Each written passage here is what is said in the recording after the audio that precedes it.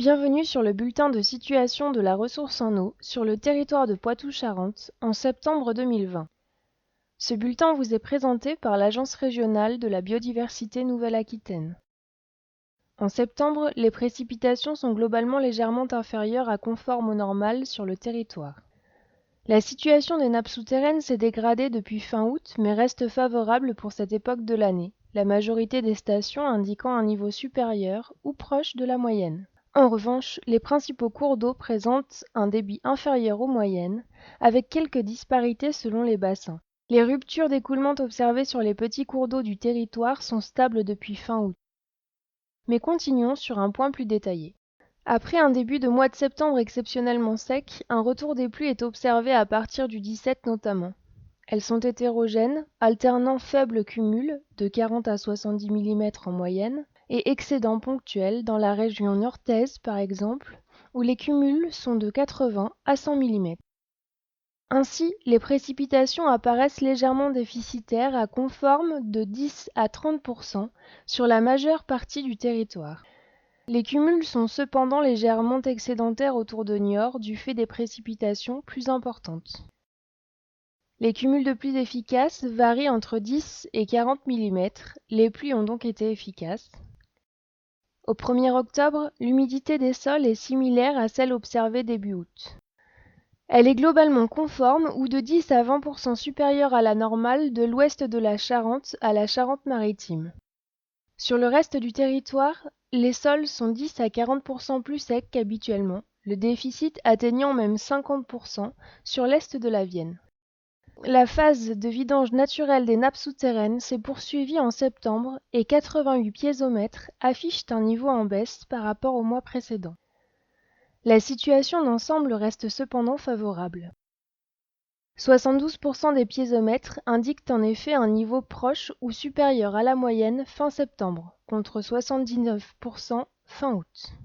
Cette situation se situe au 9e rang des situations les plus favorables de ces 20 dernières années. En lien avec l'évolution des pluies, les débits ont fluctué au cours du mois et quelques hausses ont été observées, notamment en fin de mois.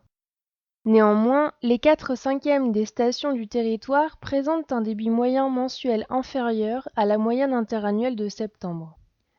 46% sont légèrement inférieurs, 26% très inférieurs et 11% extrêmement inférieurs à la moyenne. La situation est globalement homogène, bien qu'elle soit légèrement plus favorable sur le bassin de la Seudre. La situation vis-à-vis de l'écoulement des petits cours d'eau est stable d'août à septembre. À fin septembre, le nombre de stations en assec ou ne présentant pas d'écoulement visible reste, comme en août, de 39%. Concernant la centrale de Civaux, le débit de la Vienne à la station de Cubord, à Val-d'Yvienne, en aval de la centrale, ici en bleu, a été supérieur au débit minimal, 10 m3 par seconde, courant septembre, autorisant ainsi la centrale à fonctionner. Il a en revanche été inférieur au seuil réglementaire de 20 m3 par seconde, en orange, pendant 23 jours, interdisant les rejets radioactifs sans dérogation. En pareil cas, les effluents sont alors stockés, dans l'attente de conditions de débit autorisant les rejets. Courant septembre, la vidange en vue des divers soutiens à l'étillage des principaux barrages réservoirs s'est poursuivie dans la continuité du mois précédent. Début octobre, les taux de remplissage sont dans la moyenne pour le Cébron, 40% en Deux-Sèvres, et Mas-Chaban, 23%, et Lavaux, 19% en Charente. Ils sont supérieurs aux moyennes sur la touche Poupart. En septembre, les mesures de restriction déjà en place le mois précédent se sont globalement poursuivies.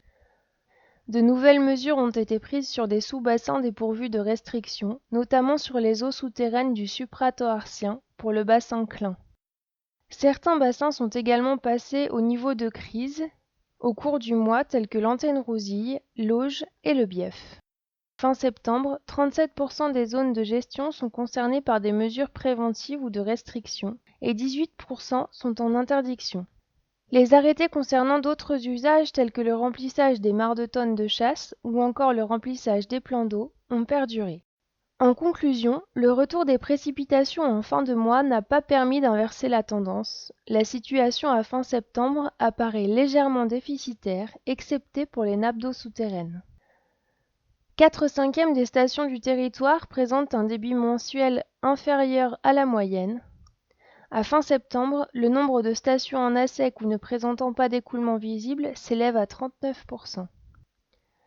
Les taux de remplissage des 4 grands barrages réservoirs sont en baisse, mais globalement proches des moyennes début octobre.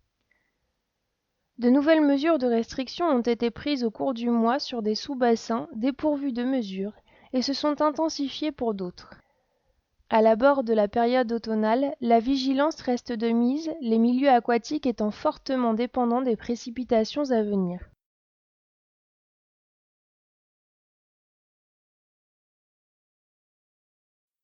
Pour une information actualisée sur la situation de l'eau en région, nous vous invitons à consulter la page production du site de l'ARBNA, biodiversité-nouvelle-aquitaine.fr.